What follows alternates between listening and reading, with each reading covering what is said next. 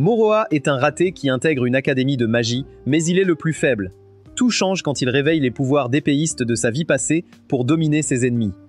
L'histoire se déroule dans une académie de sauveurs, des guerriers héritant de souvenirs de leur vie passée pour combattre des monstres. Notre héros, Moroha, s'endort pendant la cérémonie et rêve de sa vie de chevalier légendaire, Flaga, protégeant une belle rousse au milieu des batailles. Satsuki, une élève rousse, le réveille en lui donnant un coup de tête. En la voyant, Moroha l'appelle par erreur Sarasha, le nom de la fille de ses rêves. En entendant ce nom, Satsuki fond en larmes. Elle est la réincarnation de Sarasha et le reconnaît comme son frère de sa vie passée. Moroha la calme, expliquant qu'il ne la connaît pas vraiment, mais qu'il a agi par instinct. Un autre élève s'effondre, et Moroha se précipite pour l'aider, mais une mystérieuse fille le reconnaît et l'embrasse soudainement. Satsuki pique une crise, accusant cette fille de lui voler son précieux frère. La fille se présente calmement comme Shizuno, ignorant les accusations de Satsuki, qui finit par s'enfuir de rage. Plus tard, les élèves passent une barrière qui soigne les blessures. L'instructeur explique que les sauveurs sont soit des chevaliers blancs utilisant la lumière, soit des mages noirs. L'instructeur montre son pouvoir de chevalier blanc. Alors que les autres peinent, Satsuki l'active facilement, prouvant qu'elle est la plus forte ici. Un élève au visage de chien, Isurugi, déclare haut et fort qu'il veut voir les faibles écrasés et réclame un vrai combat. Satsuki le confronte et lui dit ses 4 vérités. Isurugi, vexé, active ses pouvoirs et la défie en duel. L'instructeur autorise le duel. Ils invoquent leurs armes via leur plaque d'identité. Satsuki charge, mais Isurugi bloque et évite chaque coup avant de la désarmer. Il lui ordonne de ramasser son arme, mais l'attaque par derrière, la battant et l'humiliant devant tous. Moroha la couvre de sa veste, mais Isurugi se moque d'eux. Satsuki s'enfuit, honteuse. Plus tard, en mangeant, elle confie à Moroha qu'elle n'avait pas d'amis à cause des attaques de monstres. Elle ne se sentait jamais seule, car elle rêvait de Flaga et de la chaleur de son frère. En venant ici, elle espérait enfin le retrouver. En retrouvant la réincarnation de Flaga en Moroha, elle voulait briller, mais elle s'est couverte de honte devant lui. Avant qu'il ne réponde, Shizuno surgit et mange les frites de Satsuki, disant qu'elles vont refroidir. Moroha limite, alors Satsuki exige que Shizuno les laisse seuls, rappelant à Moroha qu'il était son frère bien-aimé. Shizuno l'ignore et insiste pour que Moroha goûte le plat de sa mère, poussant Satsuki à bout. Une dispute éclate sur les atouts de Shizuno, mais Satsuki refuse d'y croire et force Moroha à goûter sa propre préparation. Quand Moroha dit que c'est fade, elle s'énerve et s'enfuit. Moroha remercie Shizuno de l'avoir distraite, mais elle préfère ne rien expliquer et s'éloigne en silence. Le lendemain, Moroha exige des excuses d'Isurugi. Celui-ci préfère un duel et lui lance des épées, sachant qu'il ne peut pas activer ses pouvoirs. Le duel tourne vite au massacre, Isurugi le malmène sans effort. Mais Moroha ne lâche rien, sous les yeux de Satsuki et Shizuno qui assistent à son humiliation. Satsuki ferme les yeux, mais Shizuno lui dit de regarder car il se bat pour elle. Moroha insiste, même avec une épée brisée, mais il est dominé. Moroha lâche son épée, vulnérable face à Isurugi. Satsuki l'appelle désespérément, lui rappelant qu'il était Flaga, le plus grand chevalier, et lui promet un baiser s'il gagne. Cela réveille ses pouvoirs de chevalier blanc, transformant sa plaque en katana. Il frappe si vite qu'Isurugi est dépassé, brisant sa hache avec un art sombre de sa vie passée. Les professeurs observent la fin du combat. Épuisé par cet éveil, Moroha s'effondre, mais Satsuki le rattrape en larmes. Inconscient, il rêve d'un baiser de Sarasha, mais se réveille avec une blonde sur ses lèvres qui s'enfuit. La directrice explique que Maya a restauré son énergie et a dû calmer Satsuki qui voulait abuser de lui. La directrice révèle à Moroha qu'il est un sauveur rarissime. La plupart n'ont qu'une vie passée, mais certains, très rares, renaissent avec les souvenirs de 2 vies distinctes. Face à Isurugi, il a utilisé les capacités d'un chevalier blanc puis un art sombre, ce qui est impossible pour un sauveur ordinaire. Après le départ de la directrice, Satsuki veut son baiser. Shizuno gâche le moment. Apprenant l'intention de Satsuki, elle embrasse Moroha avant elle, ce qui met Satsuki hors d'elle. Le lendemain, un aîné nommé Jin attire toutes les filles et demande à voir Moroha et Shizuno. Il s'excuse pour son frère Isurugi et annonce leur promotion au rang C pour leur capacité exceptionnelle. Il explique que cette promotion offre une bourse et un emploi garanti, mais impose de rejoindre les Strikers, une unité d'élite chargée d'éliminer les créatures métaphysiques. Moroha hésite face au danger, mais dès qu'il entend le montant de la prime, il accepte immédiatement. Shizuno accepte aussi, voulant combattre à ses côtés. Caché, Satsuki entend tout et se porte volontaire pour rejoindre l'équipe. Jin la rejette, jugeant qu'elle n'a pas le niveau, surtout après sa défaite contre Ishiruaji. Elle s'enfuit, déterminée à devenir assez forte pour épauler Moroha. Plus tard, Moroha et Shizuno rencontrent les autres strikers, ravis d'accueillir les recrues. Ils passent la journée à s'entraîner avec eux, apprenant sur le tas, tout en se faisant corriger sans relâche. Après l'entraînement, Moroha et Shizuno rentrent. Satsuki apparaît et invite Moroha à sortir manger. Mais avant qu'il ne réponde, Shizuno décline pour lui rappelant qu'il doit se reposer pour l'entraînement du lendemain. Satsuki force un sourire et s'éloigne. Moroha gronde Shizuno pour sa dureté, lui disant qu'il n'apprécie pas son attitude, puis court après Satsuki. Au téléphone, il la réconforte doucement, lui rappelant que devenir fort prend du temps. Il marche à ses côtés et promet de passer du temps avec elle un autre jour, lui redonnant le sourire. Quelques jours plus tard, Satsuki appelle Shizuno pour une sortie. Elle l'emmène au centre commercial, voulant acheter un cadeau à Moroha pour sa promotion au rang C. Après avoir erré dans les boutiques sans rien trouver, elles font une pause avec des crêpes. Là, Satsuki aperçoit quelqu'un qui lui rappelle sa vie passée avec Moroha. Soudain, le ciel s'assombrit et le sol tremble violemment. Un serpent métaphysique géant surgit de l'océan, semant la panique parmi les civils qui fuient dans tous les sens. Alors que Shizuno est tétanisée, Satsuki voit une enfant en danger sur le chemin de la créature. Sans hésiter, elle invoque son arme et fonce pour protéger tout le monde, ordonnant à Shizuno de réagir. Bien qu'en infériorité, Satsuki affronte le monstre seul pour détourner son attention pendant que Shizuno évacue les civils. Shizuno rejoint ensuite Satsuki et utilise sa magie de glace pour ralentir la bête, l'attirant vers le centre commercial désert. Ensemble, Satsuki occupe le monstre au corps à corps, tandis que Shizuno attaque à distance avec ses vagues de glace. Leur travail d'équipe semble fonctionner, mais la créature révèle sa vraie forme en multipliant ses têtes, devenant bien plus dangereuse. Acculée, Satsuki est visée par un brouillard toxique. Shizuno se sacrifie pour la protéger. À l'académie, les Strikers reçoivent un rapport. C'est un métaphysique de classe Dreadnought, nécessitant 100 Strikers pour être vaincu. Jugeant la mission suicidaire, Jin ordonne de ne pas intervenir. Cela réveille chez Moroha le souvenir douloureux de ses parents, perdus parce qu'il était trop impuissant pour les sauver. Refusant de revivre cette impuissance, il ignore les ordres de Jin et fonce seul au combat. Il arrive alors que le monstre s'apprête à dévorer Satsuki et se jette dans la bataille, esquivant les attaques tout en multipliant les coups. Mais son escrime ne suffit pas face à la bête. Shizuno, qui reprend ses forces, réalise que Moroha bride son second pouvoir. Elle lui rappelle que ses capacités contre l'Ishurugi n'étaient que la moitié de son vrai potentiel. Ces mots réveillent des souvenirs d'une vie où il était un puissant mage noir. Son passé restauré, Moroha allie magie noire et escrime. Il se laisse avaler par le monstre, incante un sort à l'intérieur et canalise l'énergie dans sa lame. L'attaque déchire le monstre de l'intérieur, tranchant ses têtes et l'anéantissant. De retour à l'académie, Satsuki est félicité pour son courage et Jin l'intègre officiellement à l'unité de réserve, lui offrant une chance de devenir titulaire. Jin s'adresse ensuite à Moroha et admet son erreur.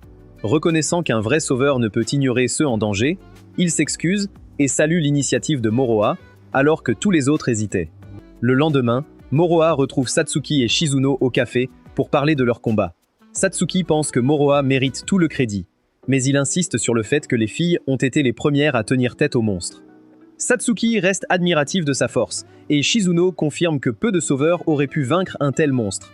Seuls les Six-Têtes, les 6 sauveurs les plus puissants sous l'égide de l'agence du Chevalier Blanc, en seraient capables.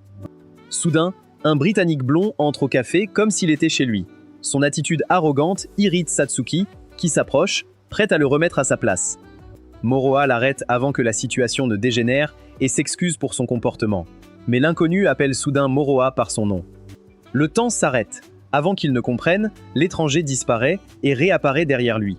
Il lève le poing, s'arrêtant à quelques centimètres du visage de Moroha, avant de rabaisser la main sans un mot. Le temps reprend. Un vent puissant balaie la salle et l'inconnu s'en va calmement. Moroha et Satsuki restent pétrifiés, incapables de comprendre ce qu'ils viennent de voir. Shizuno révèle qu'il s'agit de Sir Edward Lampard, l'un des Six-Têtes et commandant de l'agence en Grande-Bretagne, venu tester Moroha. Plus tard, Edward discute du potentiel de Moroha et les rumeurs enflent sur un étudiant de première année atteignant le rang S.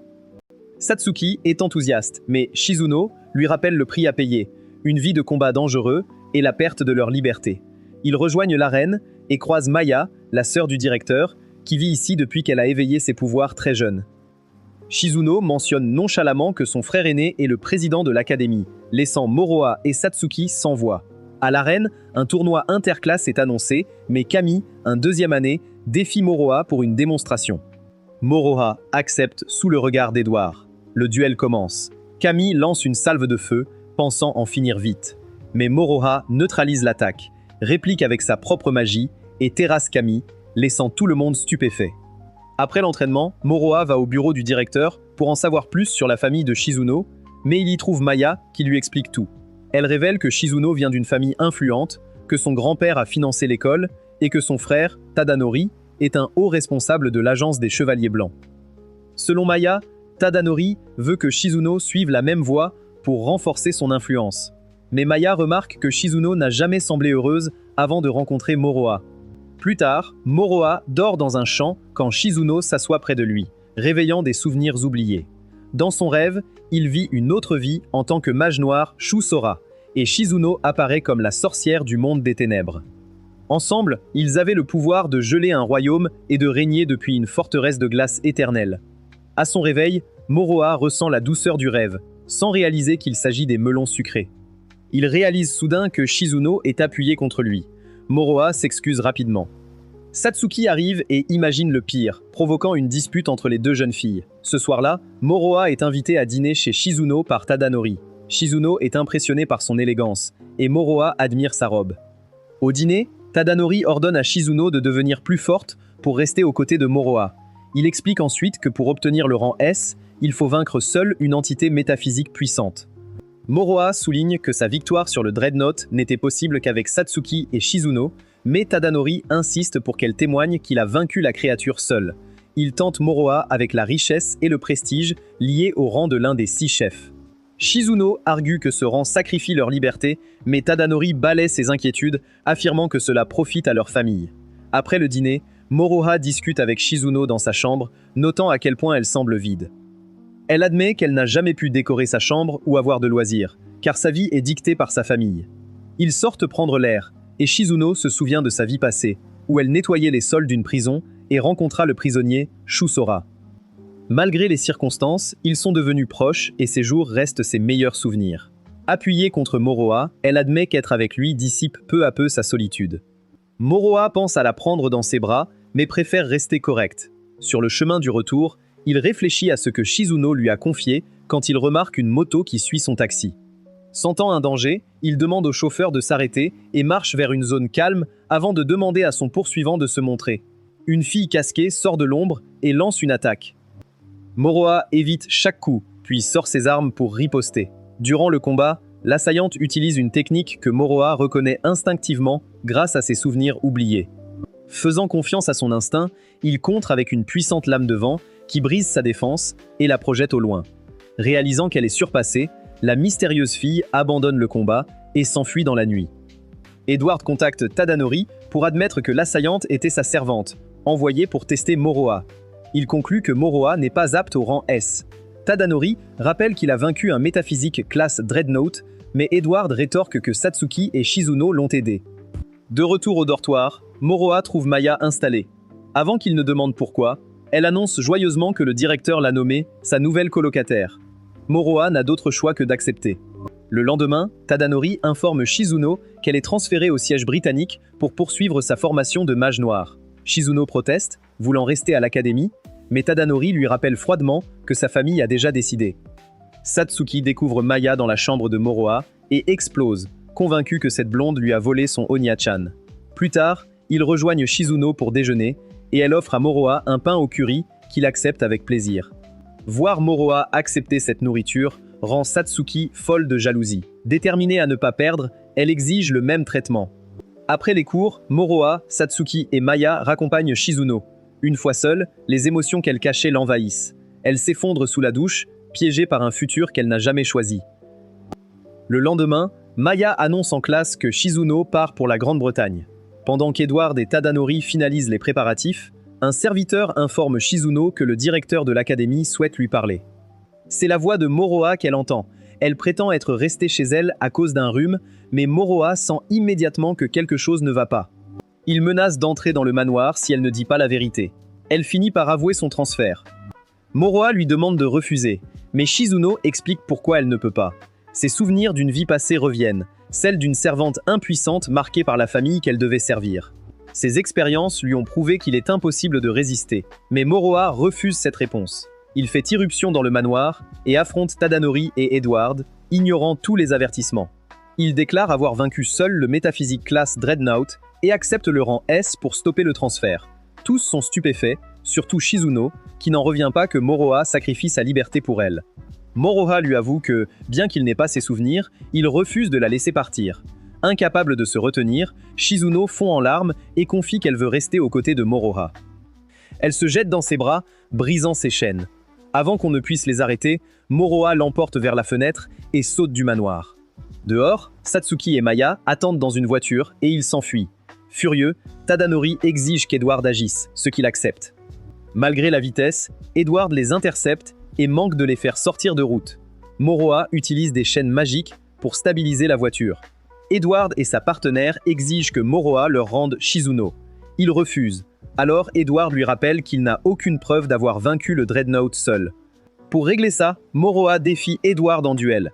Satsuki et Shizuno retiennent la servante, tandis qu'ils s'éloignent dans la forêt pour se battre sans danger. Edward invoque son arme et transperce l'abdomen de Moroha. Pourtant, celui-ci refuse de tomber et tente d'invoquer un sort ancien de ses souvenirs oubliés. Il est trop lent, Edward interrompt l'incantation et le projette à travers des arbres. À peine debout, Moroha veut continuer quand Maya arrive enfin. Grâce à ses capacités, elle crée la même barrière qu'à l'entraînement pour éviter les dégâts permanents. Moroha se libère, Edward charge, mais Moroha surgit derrière lui. Une sphère magique flamboyante se forme sur sa lame avant de fusionner avec son katana. Boosté par le sort, Moroha brise l'épée massive d'Edward d'un coup. Edward sort une seconde plaque et révèle une forme plus puissante. Il attaque sans relâche et Moroha ne parvient pas à percer sa défense parfaite. Au moment critique, des souvenirs submergent Moroha. Il se revoit avec Shizuno en tant que Shusara, utilisant la magie interdite pour geler tout un royaume. S'élevant au-dessus du champ de bataille, Moroha trace une inscription magique immense dans le ciel. Edward observe, stupéfait, un sort ancien jamais vu. Le symbole final tracé, un dragon de glace colossal jaillit du cercle et s'abat sur la montagne.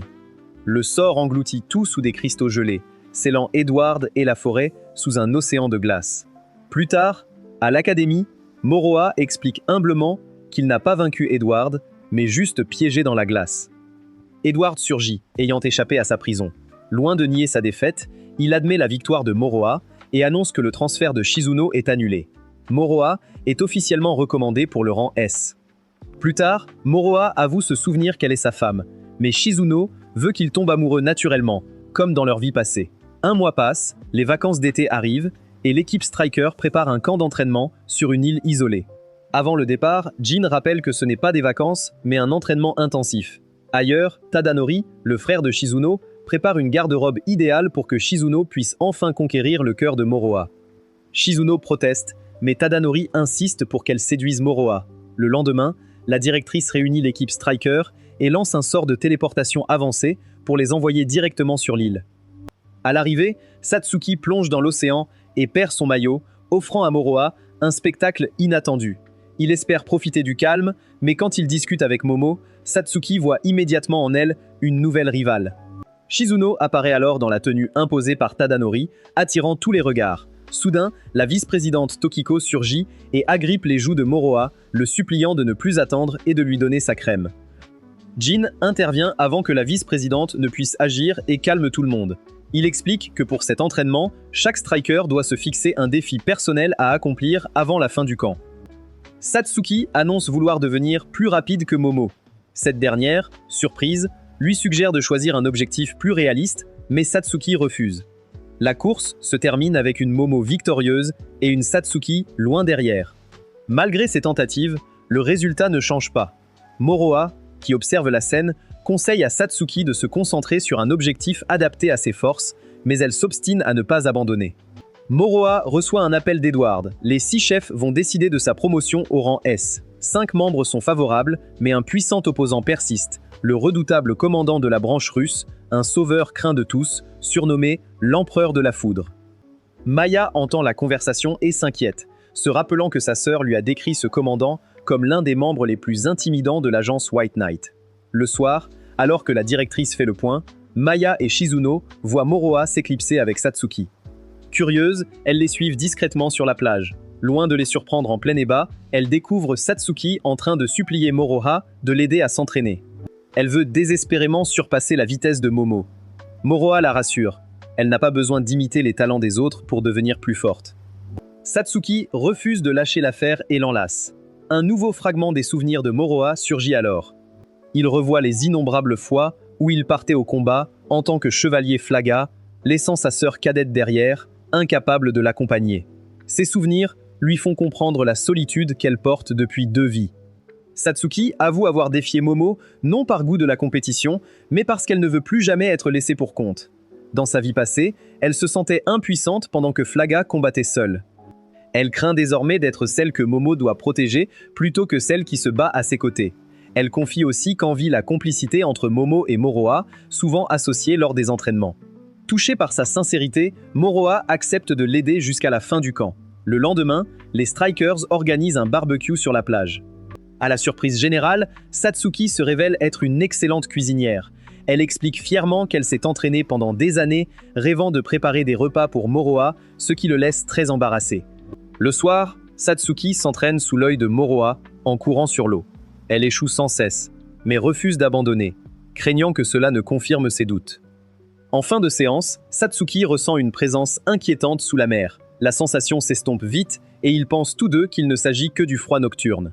À 2 jours de la fin, le camp tire des feux d'artifice. Moya les contemple avec joie, expliquant qu'il l'apaise depuis qu'elle a été éveillée comme sauveuse. La fête tourne au chaos quand des imbéciles se tirent dessus. En allant chercher des feux, Moroha tombe sur Shizuno, vêtu d'un superbe yukata choisi par Tadanori. La voir sans son uniforme le déstabilise totalement. Shizuno avoue que c'est une idée de son frère, mais elle semble ravie de la réaction de Moroha. Moroha s'excuse de l'avoir négligée et promet un voyage.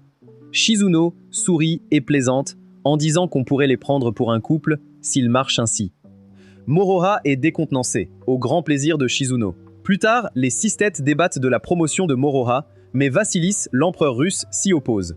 Charles est d'accord, Ando soutient le potentiel de Moroha. Lujin ne voit pas d'inconvénient, mais Arlen juge qu'il manque de preuves sur ses capacités. Edward insiste sur l'exploit de Moroha, mais les autres n'y croient pas.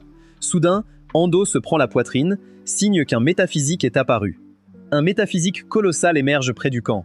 Les élèves voient l'alerte à la télé et réalisent que le monstre dépasse tout ce qu'ils ont affronté. S'il atteint la côte, ce sera un carnage. Jin ordonne l'évacuation immédiate, car la menace est trop grande et ils attendent le retour d'Ando.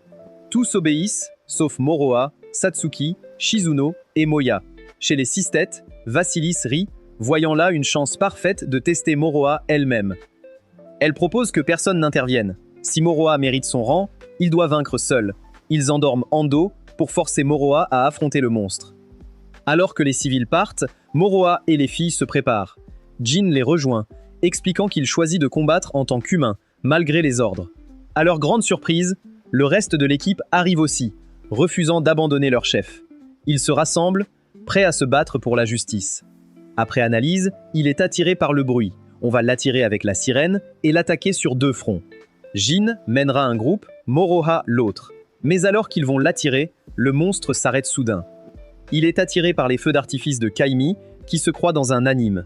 Les Strikers doivent attaquer plus tôt pour le sauver. Le combat commence sous une pluie de magie. Leurs attaques semblent marcher, mais la créature libère des insectes laineux. Jin détruit une partie du corps pendant que les mages bombardent à distance. Moroha diffuse de la musique pour attirer la bête. Il fusionne son orbe de feu avec son katana et tranche un bras massif. La bête riposte violemment, Moroha esquive de justesse. Les Strikers coopèrent pour trancher un autre membre et l'affaiblir. Mais la créature mute en centaines de têtes. Elle lance une attaque sonique dévastatrice qui met presque tous les Strikers KO. L'escouade est hors de combat, les insectes approchent. Momo ordonne la retraite, mais Satsuki refuse. Se rappelant l'entraînement de Moroha, elle charge pour protéger tout le monde. Voyant le danger, Moroha saute sur le dos du monstre. Il cherche dans ses souvenirs un moyen de gagner. Des fragments de sa vie de sage refont surface.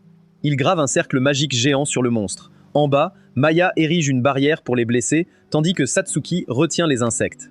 Épuisée, elle combat jusqu'à ce que Moroha lui ordonne de se mettre à l'abri. Il active le sort, une explosion colossale anéantit le monstre de classe forteresse.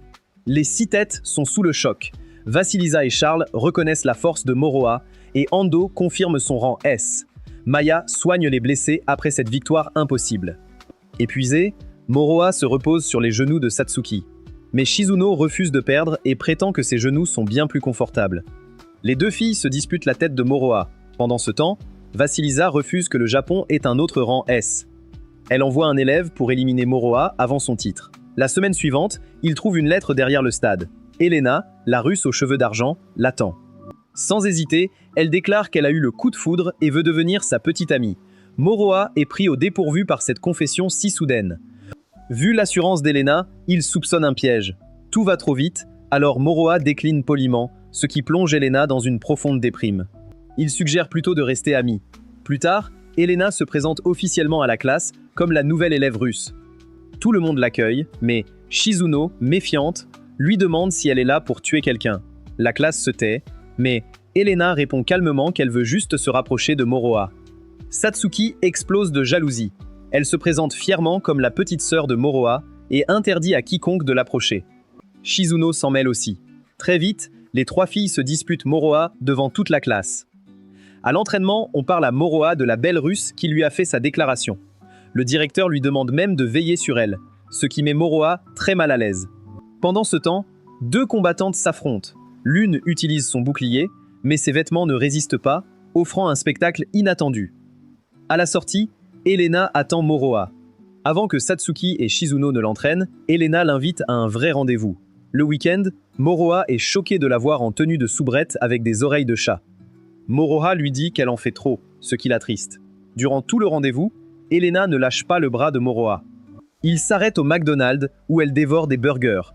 Elle explique qu'en Russie, les sauveurs sont entraînés comme des soldats dès leur enfance, sans jamais connaître de vie normale. Comprenant sa sincérité, Moroha promet de lui faire découvrir tout ce qu'elle a manqué. Elena est surprise par sa gentillesse et demande s'il ne craint pas qu'elle soit une tueuse. Moroha hausse les épaules. Tant qu'elle ne cherche pas à le tuer maintenant, il lui fait confiance. Ils continuent leur balade en ville, prenant des photos et faisant les boutiques. Moroha gagne une peluche pour Elena, ce qui la fait rougir. Au cinéma, elle cherche constamment le contact physique, forçant Moroha à la calmer. Shizuno contacte Angela pour en savoir plus sur Elena. Angela l'avertit. Elena est surnommée la mangeuse d'hommes, celle qui a failli éliminer Edward par la ruse. Après le film, Moroha et Elena se promènent. Voir un père jouer avec son fils rappelle à Moroha son enfance. Il évoque la perte de ses parents et son oncle, et Elena avoue être orpheline. Moroha réalise qu'ils ont plus en commun qu'il ne le pensait. Il mentionne vouloir rencontrer son frère un jour, ce qui l'émeut. Le soir, un oiseau noir arrive avec un message de Russie pour Elena. L'oiseau lui rappelle qu'elle n'est pas là pour l'amour, mais pour devenir la faiblesse de Moroha et le détruire. On lui promet que si elle réussit, Vassilisa la laissera revoir son frère, emprisonné depuis des années. Le lendemain, Elena trouve un mot de Shizuno, la défiant en duel, révélant qu'elle connaît son identité de mangeuse d'hommes. Le soir, Shizuno attaque sans attendre, forçant Elena à se défendre. Elena esquive grâce à sa vitesse, mais Shizuno ne lui laisse aucun répit. Quand Elena tente une attaque surprise, Shizuno invoque un dragon de glace qui la repousse avec son souffle glacial. Comprenant qu'elle doit tout donner, Elena invoque une arme capable d'effacer la magie. Elle détruit le dragon et menace Shizuno, lui proposant de l'épargner si elle ne se mêle plus de sa relation avec Moroha. Shizuno refuse, convaincu que Moroha ne l'abandonnerait jamais, même défigurée. Elena est ébranlée par une telle assurance. Un professeur arrive soudain. Les combats étant interdits, Elena s'enfuit dans l'ombre, laissant Shizuno gérer la situation. Shizuno est assignée à résidence. Moroha lui rend visite et elle lui explique qu'Elena est une tueuse russe maniant une épée démoniaque. Moroha peine à y croire, mais Shizuno lui montre sa blessure pour prouver le danger. Moroha, inquiet, serre Shizuno dans ses bras. Malgré tout, il refuse de croire qu'Elena est cruelle, convaincu qu'elle est une bonne personne au fond. Pendant ce temps, Elena récupère. Dans son sommeil, un cauchemar lui fait revivre la disparition de son frère. Un chat noir la réveille et la réprimande pour avoir épargné Shizuno, menaçant son frère. On frappe à la porte, elle fait fuir le chat. Elle fait semblant d'être absente, mais Moroha et Satsuki entrent. Moroha soigne sa jambe et s'excuse pour les blessures causées par Shizuno. Satsuki arrive avec un risotto maison. En voulant nourrir Elena, elle lui brûle la langue et s'excuse. La nuit, Elena rêve de son abandon.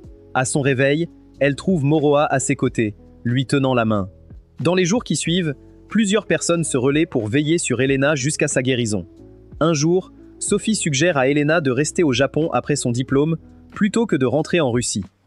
Pour la première fois, Elena imagine un avenir entouré de gens qui tiennent à elle, mais le souvenir de son petit frère brise aussitôt ses espoirs. Pensant que sa vie dépend de sa mission, elle demande à Moroha un autre rendez-vous ce week-end. Shizuno découvre des infos troublantes sur Elena et contacte Satsuki en urgence. Satsuki lui apprend qu'elle est en rendez-vous avec Moroha. Le couple sort ensemble, mais Moroha remarque qu'Elena est étrangement distante par rapport à leur dernière sortie. Avant qu'il ne puisse demander ce qui ne va pas, elle retire ses vêtements et active son pouvoir. Son épée démoniaque, Replacing, apparaît alors qu'elle avoue être la mangeuse d'hommes et vouloir le décapiter. À l'entrée du parc, Shizuno et Satsuki veulent intervenir, mais Sophie leur barre la route. Elle explique que la branche américaine laisse Moroha régler ça seule et interdit toute interférence. Refusant de reculer, Satsuki défie Sophie en duel, tandis que Shizuno s'éclipse pour trouver Moroha. Le combat commence, mais chaque attaque de Moroha est absorbée par Replacing. Ses sorts à longue portée sont annulés sans effort, et libérer plus d'énergie ne fait que l'épuiser. Dehors, Satsuki et Sophie échangent des coups de plus en plus violents. La force de Sophie accule Satsuki, mais elle se souvient des conseils de Moroha. Gardant son calme, elle repère une faiblesse dans l'arme de Sophie et, en renforçant sa puissance, elle la brise. Sophie accepte sa défaite avant d'étouffer Satsuki dans un câlin mortel. Dans le parc, Moroha continue de se défendre jusqu'à ce que des souvenirs de sa vie passée lui reviennent soudainement. Il se remémore l'escrime du légendaire sauveur Flaga, qui terrassait des armées par la technique plutôt que par la force. Faisant confiance à son instinct, Moroha abandonne sa force brute pour affronter Elena sans énergie. Quand Elena charge, Moroha esquive sans effort avant de la frapper. Replacing ne pouvant plus voler assez de prana pour inverser la tendance, Elena est finalement vaincue. Au lieu de fêter ça, Moroha demande doucement si tout ce qu'elle a fait était vraiment pour son frère. Elle baisse la tête en silence, et il promet de sauver le garçon lui-même. Avant qu'elle ne réponde, Shizuno arrive et révèle qu'Elena a été abandonnée seule dans une tempête de neige, ce qui signifie qu'elle n'a jamais eu de frère. Elena rejette cette idée, mais Shizuno lui demande de se souvenir de son nom ou de son visage, ce qu'elle est incapable de faire. À cet instant, le chat noir, qui se révèle être Condred, confirme que le frère n'a jamais existé et n'était qu'un faux souvenir implanté pour la rendre obéissante. Sa raison de vivre s'effondre, la laissant totalement brisée. Condred profite de son état pour abandonner le chat et posséder Elena. Sûr que Moroha hésitera à la blesser, il lance un assaut furieux. Moroha concentre toute son énergie dans sa lame, alliant l'escrime de sa vie passée pour détruire Replacing, forçant l'esprit de Condrat à quitter Elena. De retour au QG, Condrat est puni brutalement pour son échec, perdant ses deux yeux en guise de châtiment. Le lendemain, Elena prépare son départ, pensant ne plus mériter sa place, mais Moroha l'attend dehors. Il refuse de la laisser porter ce fardeau seule, l'enlace chaleureusement et lui promet qu'elle n'est plus seule avant de l'endormir par un sort.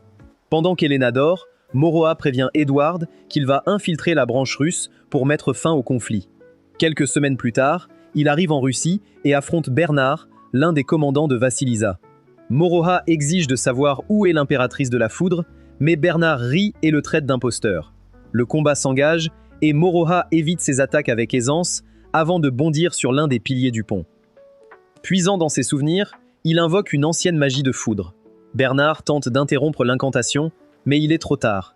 Une tempête dévastatrice s'abat sur lui, brisant ses défenses et le laissant inconscient. Angela demande pourquoi il ne l'a pas achevé, mais il explique que tuer n'est pas son but. Il traîne Bernard dans un entrepôt, l'attache et l'interroge à nouveau. Bernard prétend tout ignorer de Vassilisa, alors Moroha change de tactique et le poignarde sans le tuer. Il le laisse en vie, avec un message pour sa maîtresse. Moroha lui a déclaré la guerre. Dans le train, Angela souligne le danger. Si l'aide secrète de la Grande-Bretagne est découverte, les conséquences seront désastreuses. Moroha l'assure que personne ne saura rien et explique pourquoi il épargne ses ennemis. Moroha veut vaincre chaque commandant pour forcer Vassilisa à réagir personnellement. Angela trouve cela imprudent, pensant que les commandants se sacrifieraient volontiers pour leur chef. Mais Moroha rappelle que forcer l'adversaire à réagir est plus efficace que de le traquer. Elle sourit, admettant qu'il réussit toujours à la surprendre. Pendant ce temps, Bernard contacte Vassilisa par miroir magique. Il rapporte la déclaration de guerre et demande la permission de le traquer. Mais Vassilisa ne donne pas de seconde chance. Elle salue sa loyauté, mais décrète que tout échec mérite la mort. D'un sort, elle invoque un dragon de foudre qui incinère Bernard, lequel meurt heureux que seule Vassilisa puisse prendre sa vie. Le soir même, Vassilisa réunit ses 3 commandants d'élite. Bien qu'elle sache où se dirige Moroha, elle refuse de mobiliser ses forces principales. Elle ordonne de renforcer la capitale et laisse les chefs de district gérer Moroha, qu'elle considère comme un simple vaurien. De retour avec Moroha, il va se coucher quand Angela le taquine, lui demandant s'il veut agrandir son domaine. Quand il accepte, elle change d'avis et lui ordonne de rester loin d'elle pour dormir. Au Japon, les filles s'amusent. Satsuki et Elena se disputent car Elena se dit la petite sœur de Moroha depuis qu'il a parlé de famille. Shizuno, lassé, les gronde en rappelant que Moroha risque sa vie seule en territoire ennemi, ce qui calme tout le monde. Plus tard, les filles retrouvent Maya, qui regrette son compagnon de sommeil et prie pour la sécurité de Moroha. Pendant ce temps, en Russie, il neutralise les branches et bat les commandants un par un, déclarant la guerre à chaque survivant. Son nom se répand vite. 7 districts sur 8 sont tombés. À la tombée de la nuit, Moroha et Angela remarquent des poursuivants. Ils demandent à Angela de partir avec les bagages pendant qu'ils les attirent loin de la ville pour éviter les victimes. Au cœur d'une forêt, Moroha s'arrête et somme ses traqueurs de sortir. Un commandant de rang A s'avance, lance en main, révélant que des dizaines de sauveurs d'élite ont encerclé la zone. Bien qu'il veuille éviter tout bain de sang, les ordres de Vassilisa ne lui laissent aucun choix. Le combat s'engage. Une lance de glace fonce sur Moroha, mais il l'esquive de justesse. Des jumelles lancent des assauts synchronisés, se multipliant pour l'encercler. Moroha part chaque coup. Quand un allié lance un sort de feu imprudent, il pousse les jumelles hors de danger. Son geste déconcerte ses ennemis. Soudain, un brouillard toxique l'entoure. Moroha le tranche avec sa lame de brise avant de neutraliser son créateur. Le commandant plonge du ciel pour une attaque, pensant que le combat aérien lui donne l'avantage. Moroha le suit dans les airs et le fait s'écraser au sol avec une contre-attaque parfaite. La dernière membre du groupe, une jeune femme, lui demande pourquoi il a sauvé les jumelles malgré le combat. Moroha répond qu'il ne veut voir personne mourir. Réalisant qu'ils veulent la même chose, ils font une trêve, mais Moroha l'endort rapidement pour lui éviter des ennuis. Il reste un ennemi. Il trouve Angela face à lui, l'un des hauts commandants de Vassilisa. Soudain, l'homme se retourne et révèle un miroir de transmission magique. Vassilisa apparaît et lance un sort mortel. Moroha comprend, pousse Angela hors de la zone et un dragon de foudre colossal jaillit du miroir pour le percuter de plein fouet. Moroha se voit perdre tout ce qu'il aime, emporté par le dragon. Il se réveille en sursaut, serré contre Angela qui, dans son sommeil, l'implore de lui faire des câlins. À son réveil, elle est confuse et explique qu'après l'impact, elle a détruit le miroir pour stopper le sort. Le sbire a fui et Angela a pu sauver Moroha. Bien que son corps soit ravagé par la foudre, il est vivant. Elle l'emmène à l'hôtel et utilise une magie de soins avancée pour le sauver, ce qui a nécessité de libérer toute sa puissance. Soudain, Katia, l'une des sauveuses, entre et ressort aussitôt, croyant devenir folle. Une fois calmée, elle se présente et explique qu'en voyant Moroha refuser de tuer, elle a compris qu'il était différent des autres sauveurs puissants. Elle l'a cherché pour le supplier de sauver son amie Yuli de l'impératrice de la foudre. Dans le train, Katia révèle que les sauveurs russes sont des orphelins abandonnés, forcés par Vassilisa à s'entretuer pour devenir ses gardes, ce qui rappelle Elena à Moroha. Décidée à trahir la tyran, Katia donne à Moroha la position de la forteresse. Angela est surprise que la clémence de Moroha porte ses fruits, mais il lui répond simplement qu'il croyait en la bonté des gens en Russie. Elle lui dit qu'il est impressionnant. Juste après Sir Edward, arrivé près de la forteresse, Moroha endort doucement Katia avec un sort pour ne pas risquer sa vie. Angela demande pourquoi il a refusé son aide. Moroha explique que si elle était blessée, il ne pourrait plus jamais regarder Edward en face. Bien qu'elle se dise capable de combattre, il refuse, ne pouvant pas la protéger tout en affrontant Vassilisa. Pendant ce temps, à la forteresse, le commandant rescapé rapporte que la faiblesse de Moroha est son refus de tuer. Vassilisa accepte l'info, mais l'échec étant puni de mort, elle ordonne à ses gardes de l'emmener. Soudain, elle sent Moroha et l'accueille avec un art occulte de haut niveau, créant une armée de foudre. Loin de reculer, Moroha fonce dans la mêlée et taille les monstres en pièces. Les sbires de Vasilisa sont stupéfaits. Il ne combat pas comme un épéiste, mais comme un commandant ayant mené des armées à la victoire durant des vies entières. La force brute ne suffira pas. Vasilisa lance ses sauveurs à l'assaut. Même attaqué, il refuse de porter des coups mortels, mais il remarque que la bête de foudre attaque aussi les sauveurs russes, prouvant que Vasilisa ne se soucie pas des siens. Il les protège sans cesse, mais soudain, le sol devient lourd. Yuli l'immobilise avec un sort de gravité, le laissant sans défense face aux sauveurs et aux bêtes de foudre qui l'encerclent. Alors que tout semble fini, Angela arrive pour le sauver, accompagnée de Katia venue pour sa sœur. Puis, comme dans un film, des portails s'ouvrent, et Satsuki, Shizuno et Elena rejoignent le combat. Elena supplie les sauveurs de quitter la cruauté de Vasilisa, expliquant que Moroha lui a offert une seconde chance. En voyant Katia appeler Yuli, Elena remarque le collier de cristal noir qui contrôle son esprit. Elle le tranche, brisant le sort. Yuli reprend ses esprits, les autres sauveurs sont libérés un à un, et Vasilisa voit ses propres soldats se retourner contre elle. Ensemble, Moroha et ses alliés détruisent les bêtes de foudre restantes. Voyant son armée s'effondrer, Vasilisa ordonne à ses fidèles de prévenir le gouvernement russe que la ville va disparaître. Elle déploie son aura et chante, invoquant un titan de foudre gigantesque qui domine le champ de bataille. Tout le monde attaque de toutes ses forces, mais leurs efforts ne laissent qu'une égratignure. Le géant réplique par une bombe de foudre qui manque le groupe et pulvérise une montagne. La victoire semble impossible, mais un souvenir d'une vie antérieure de Moroha refait surface. Il entame une incantation interdite de niveau 13 que Shizuno reconnaît aussitôt. Les ténèbres envahissent le champ de bataille et une mer d'eau noire inonde le sol sous leurs pieds. D'un coup de pied, l'eau jaillit en serpent géant qui enserre le titan de foudre et le broie. Vasilisa est sous le choc et ses hommes l'abandonnent, terrifiés par la puissance de Moroha. Moroha exige sa reddition. Dans un dernier élan de désespoir, elle invoque son dragon de foudre, mais Moroha éteint l'attaque, conscient qu'elle n'a plus aucune chance de gagner. La souveraine déchue implore sa pitié. Elle le supplie de l'épargner, prête à tout pour conserver ses acquis, même à se soumettre totalement à lui. Moroha la regarde avec dégoût. Elle n'a pas compris qu'on ne peut voler la vie et la liberté des autres sans en payer le prix. Privée de son armée et de son autorité, l'impératrice est abandonnée dans les ruines de son empire bâti sur la peur. La nouvelle arrive au Japon. Moya et les autres se réjouissent de son retour, mais le directeur annonce qu'il doit rester un jour en Russie. Moya, déçu, a hâte de le retrouver. En Russie, Moroha et les filles se détendent dans un sauna. Le calme est de courte durée. Satsuki et Elena reprennent leur dispute sans fin pour savoir qui est la vraie petite sœur de Moroha. Leur rivalité puérile s'intensifie malgré la chaleur étouffante. Angela abandonne la première, suivie de Katia et Yuli, tandis que Moroha et Shizuno observent les deux concurrentes. Satsuki et Elena transforment le sauna en terrain de défi. Satsuki gagne le bras de fer mais s'effondre. Shizuno les gèle toutes les deux, les laissant grelotter avec un rhume carabiné. Pendant que les autres récupèrent, Moroha et Shizuno s'isolent. Loin du tumulte, Moroha confie que voyager seul avec Angela était étrangement paisible. Mais retrouver tout le monde lui rappelle combien ce groupe lui est cher.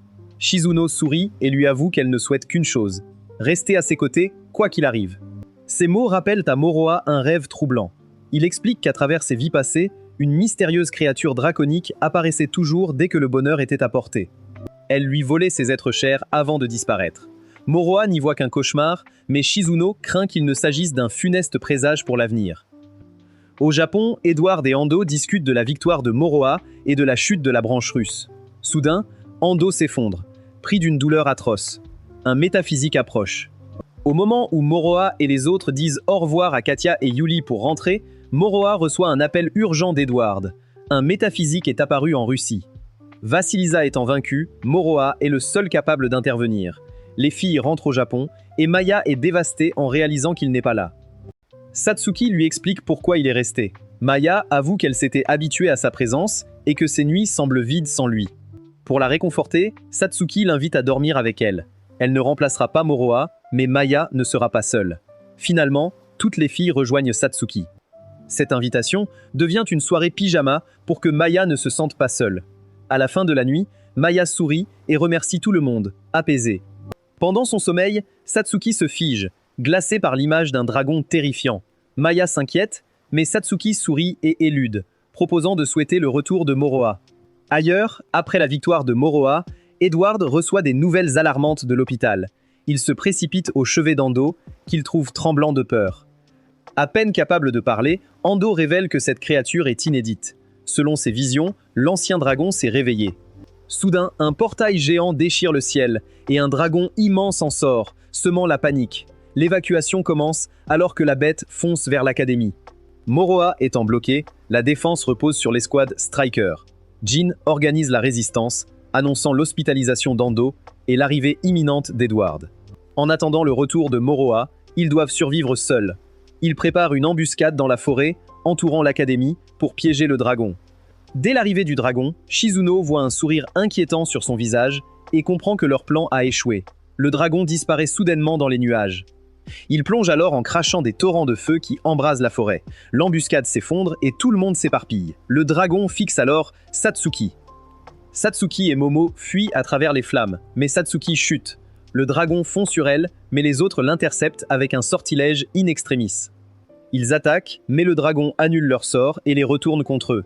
Depuis la Russie, Moroha reconnaît la créature de ses rêves et ses souvenirs refont surface. Il comprend enfin que ce dragon ancien est celui qui a hanté ses vies antérieures, celui qui lui a arraché ses proches, encore et encore, à chaque réincarnation. Le dragon poursuit son assaut impitoyable, ravageant l'académie et balayant tous les sauveurs sur son passage. Alors que l'escouade tente désespérément de le ralentir, la directrice se concentre sur le sort de transfert pour ramener Moroha. Mais elle aperçoit un bâtiment en feu, sur le point d'écraser Maya. Sans hésiter, elle pousse Maya et encaisse l'impact. Grièvement blessée, elle refuse les soins de Maya et lui ordonne de terminer le sort avant de perdre connaissance. Terrifiée, Maya coiffe le chapeau de la directrice et reprend l'incantation complexe. Le dragon sent la magie monter et plonge vers elle, déterminé à stopper le rituel. Mais Edward surgit et bloque l'attaque, laissant à Maya le temps de finir. Un portail s'ouvre, Moroha, Katia et Yuri en sortent. Moroha réalise aussitôt que cet ennemi est sans précédent. Satsuki attire le dragon loin des blessés quand une énorme boule de feu fonce sur elle. Juste avant l'impact, Moroha dissipe les flammes et ordonne à tous de battre en retraite. Il déclare que le dragon ne veut que lui et somme Satsuki et Shizuno de s'éloigner. Il s'élance et lance un puissant art occulte, mais le dragon annule le sort, le réécrit et le lui renvoie. Shizuno lui dit que la magie est inutile. Moroha abandonne ses sorts et renforce son corps. Il charge, mais le dragon brise son épée et libère des insectes monstrueux, identiques à ceux d'un métaphysique déjà vaincu. Jin comprend avec horreur que le dragon possède les capacités de tous les métaphysiques vaincus par Moroha.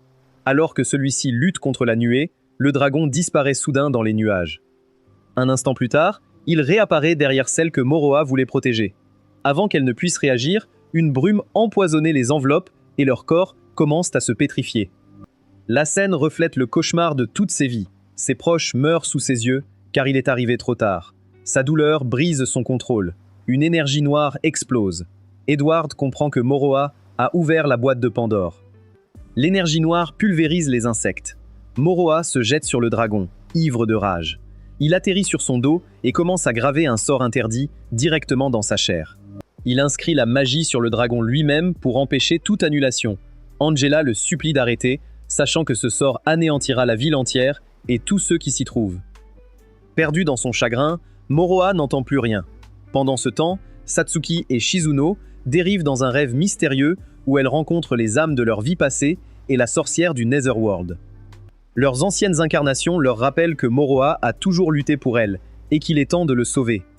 Alors qu'il s'apprête à activer le sort, il voit les deux filles lui tendre la main, lui rappelant qu'ils seront toujours ensemble. Sentant ceux qu'il aime à ses côtés, Moroha éveille les pouvoirs de Flaga, le bretteur sacré, et de Shusaura, roi des enfers. Reprenant le contrôle, toute l'escouade se rallie à lui. Tous se joignent au combat, retenant les insectes pour offrir une ouverture à Moroha. Voyant ses amis risquer leur vie, Moroha comprend qu'il ne porte plus ce fardeau seul. Satsuki lui assure qu'ils se battront ensemble jusqu'au bout. Alors que Moroha entame son ultime sort, le dragon tente de l'annuler. Mais Angela lui lance une dague dans l'œil pour l'intercepter. Cela offre une ouverture à Moroha, qui, alliant sa force à celle de Satsuki et Shizuno, forge une lame d'énergie sacrée et obscure. D'un coup décisif, l'épée divine terrasse le dragon, mettant fin au cauchemar qui poursuivait Moroha depuis des vies. Ando se réveille, réalisant que Moroha a vaincu l'ennemi ultime. Le lendemain, Moroha et les autres disent adieu à Edward et Angela à l'aéroport. Sur le retour, Moroha demande à Satsuki si elle se souvient de l'avoir aidé. Elle lui répond que c'était comme un rêve, où il était Flaga et elle, Sarasha. Ils regardent leur dortoir en ruine. Satsuki est triste pour les souvenirs perdus, mais Moroha la rassure. Satsuki s'enfuit, laissant Moroha avec Shizuno, à qui il demande ce qu'elle pense de la bataille. Elle l'interrompt pour lui dire qu'une épouse doit toujours être auprès de son mari avant de tenter de l'embrasser. Mais Satsuki surgit, créant une double dispute qui le fait tomber. Il retrouve les autres et, après tant de dangers, célèbre le début d'un nouveau chapitre en tant que sauveur. Si vous avez regardé ce résumé jusqu'au bout, commentez Double Trouble. C'est tout pour cette vidéo. Laissez un pouce bleu si vous avez aimé. Et pour en voir plus, regardez cette vidéo à l'écran.